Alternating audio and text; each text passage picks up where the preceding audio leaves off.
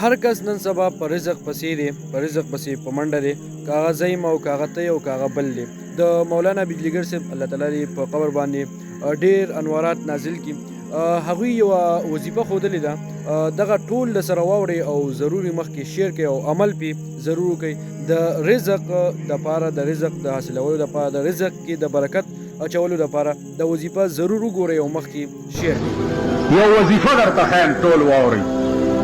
د شاه منصور مولانا صاحب یو لوی ولی د زمانې، تاسو وایي روټۍ پسې مونږ منډې وو که نه. زه ورغلم چې ثوابۍ ته به لاړم چې د ده قدم بوسي به مې نه وه کړې نو تلم به نه.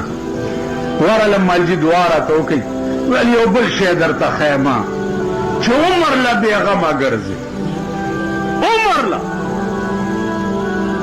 مالو ښایي جي. ویل د مازدیګر مانځه نه وروستو سل کرتې یا وهاب وایا، هر شی به تا پسې منډه وایي، رزق بم تا پسې منډې وایي، پیسې بم تا پسې منډې وایي، خلق بم تا پسې منډې وایي. مازدیګر مانځه نه وروستو سل کرتې یا وهاب. شاه ابن ادهم د نوابۍ لباس بدل کا، یا نادان ځان د محمد د چمن ګل کا. رستو که کارونه د دنیا عشق اول کړه، که په عشق د یو کې عاشقان په